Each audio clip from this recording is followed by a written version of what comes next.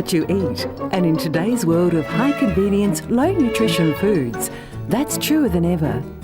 Every day we're tempted by a wide variety of foods that are high in fat, salt and sugar. In Australia today, 3/4 of adult men and over half of adult women are overweight or obese. 1 in 4 children are overweight. Diets low in fruit, vegetables and fibre and high in fatty, salty, processed foods have been suggested as actually promoting the development of some cancers later in adult life. On any given day, 1 in 3 children are not eating any fruit and 1 in 5 are not eating any vegetables. Current estimates indicate that 35% or 1/3 of all cancers are preventable by healthy eating, exercise and keeping to a healthy body weight. Just like the kind of TV we let our children watch, parental guidance is recommended in the kind of foods we let them eat.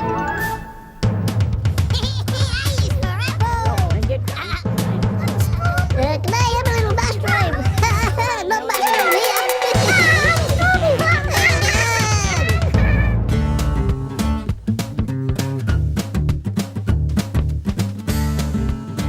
Hello?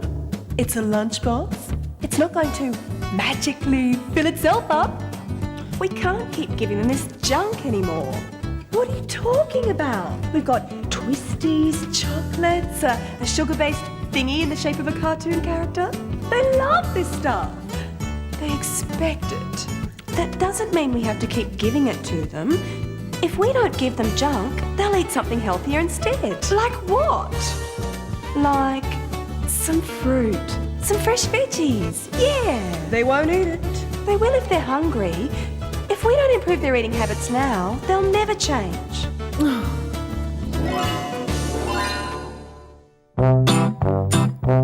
Parents and caregivers and people involved in daycare centres and school canteens can make a positive and lasting contribution to our children by providing them with a healthier range of food choices and being good role models.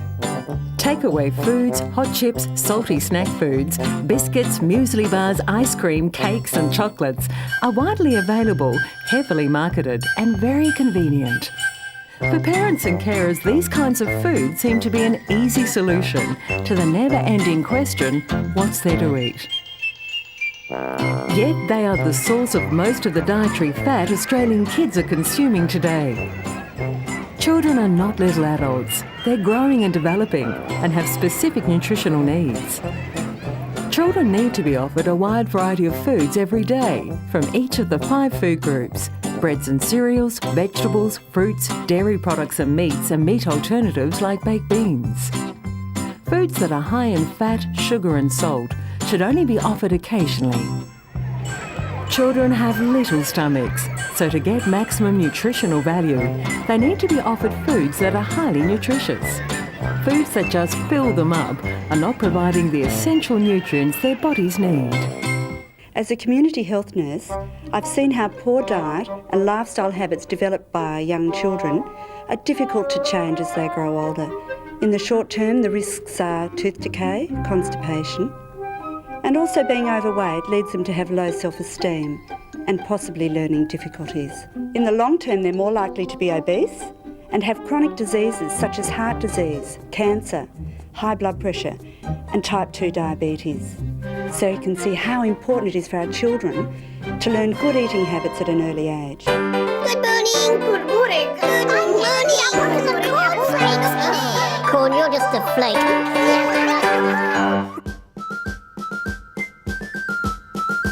Breakfast is the first meal of the day, and it's a vitally important place to start food choices. Studies have found that kids who eat breakfast are less likely to be overweight and are better at concentrating and remembering things when studying. With a good breakfast inside them, they're more likely to meet their nutrition needs and much less likely to be tempted by fatty snacks at recess.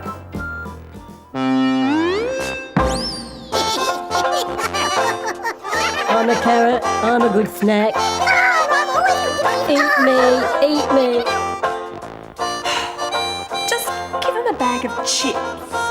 No, chips are just fat and salt. It's only a snack. It's not going to kill them. It won't do them any good either. Hello? We're meeting the girls in 20 minutes? It only takes a minute to cut up some fruit. Go on then, hurry up.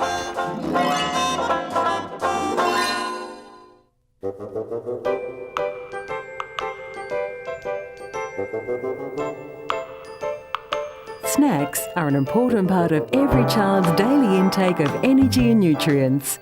A healthy snack should be considered a mini meal. Snacks are an ideal time to top up on their intake of fruits, vegetables and dairy products. Healthy snacks include things like fruit bread and buns, fresh fruit or tinned fruit and natural juice, sandwiches including toasted, yoghurt, frozen fruit icy poles, baked beans on toast, and breakfast cereal. Foods that are high in fat, sugar and salt should only be offered occasionally. Many primary school children often help themselves to snacks unsupervised by parents. So as parents, we need to ensure that unhealthy snacks are not readily available in the house. Try having a snack box full of nutritious foods that they can help themselves to. You're straight off the shelf. Yeah, well, I've just come down from the tree. Pick me.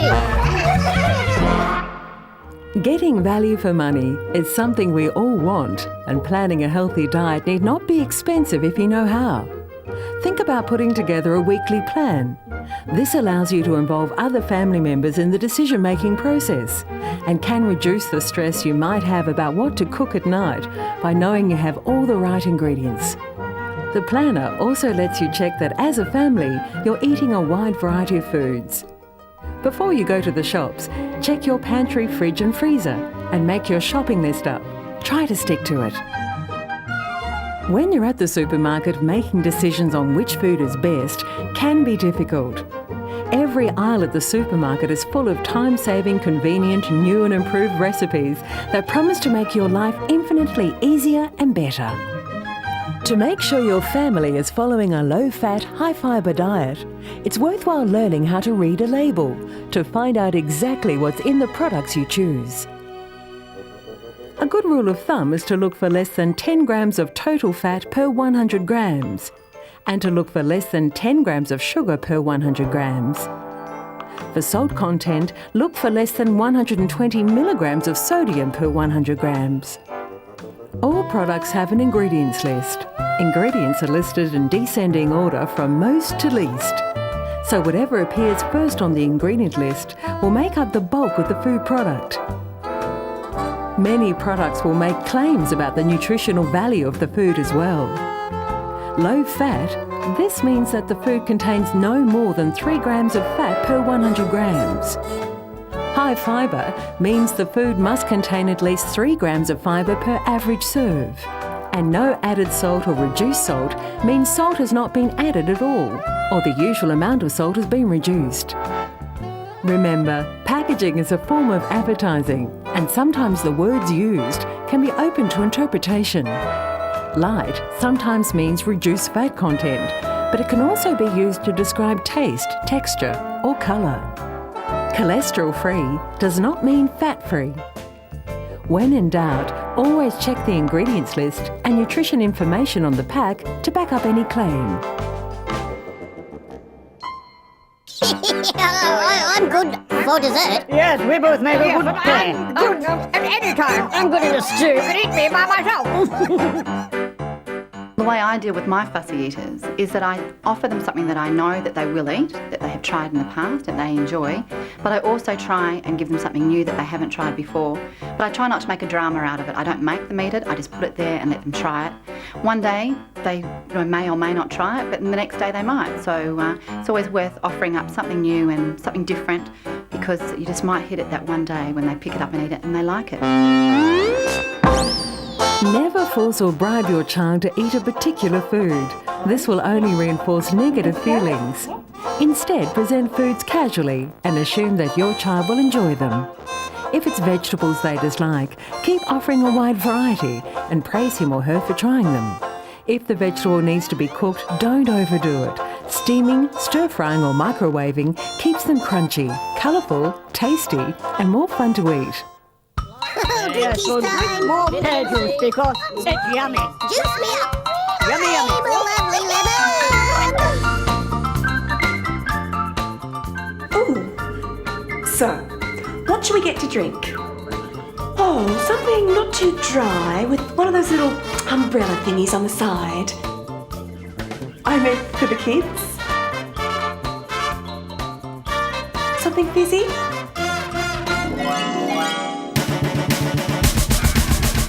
Active children are healthy and they need plenty of fluids. The best drinks to offer are water, milk and diluted fruit juice. Water should always be offered first. To keep it interesting, offer it in a fun container. Keep a jug in the fridge so the kids can help themselves. Keep bottles of water in the car so when the kids are thirsty, you don't need to buy something sweet and fizzy from the shop. Milk's important. Around 3 glasses a day will provide sufficient calcium for bone development in children and teenagers. Dairy products are an excellent source of calcium. They're also a good source of protein and vitamins B12 and riboflavin. If your child has been diagnosed with a cow's milk allergy or a lactose intolerance by a health professional, then it's a good idea to choose calcium-added soya milk and soya yogurt. This will ensure that your child gets adequate protein and calcium, which is really important for growing bodies. Although some children are sensitive to milk, most are not. If you think your child could be having a negative reaction to milk, see a properly qualified health professional for an accurate diagnosis.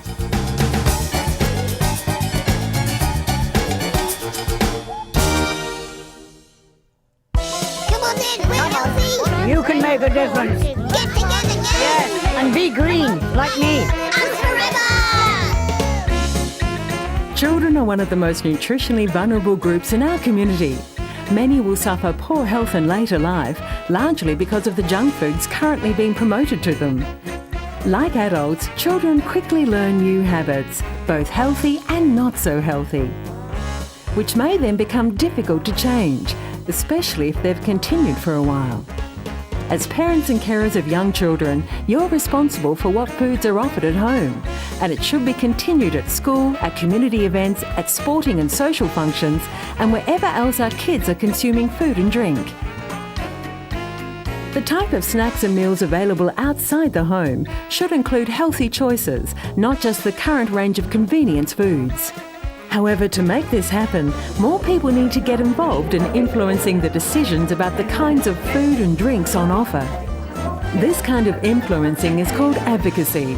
An advocacy group is a powerful way to lobby for changes to the foods offered at outlets your children may be buying food from, or the food served at daycare centres.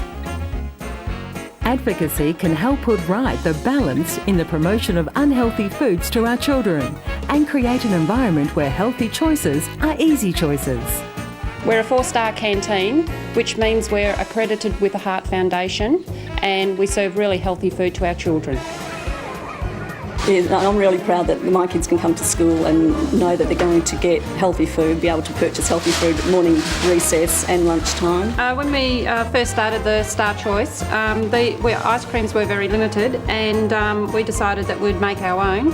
And we've got chocolate milk, banana milk and strawberry milk. We freeze them and the kids love them.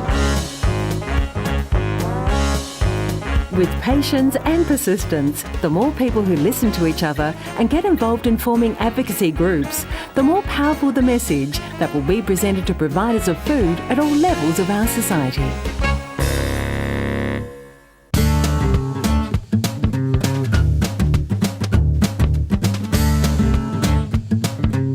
To help children make better food choices, parental guidance is recommended.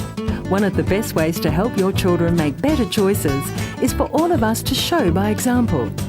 It does no good to tell them what they should eat if they see you eating something different.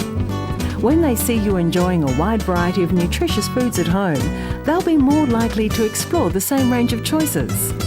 Eating well and exercising will give us more energy and a great sense of well-being. There's no doubt that a more active and healthy lifestyle will lower our risk of diseases in adult life. As parents and caregivers, we always have a choice in the foods we offer our children. Let's choose wisely.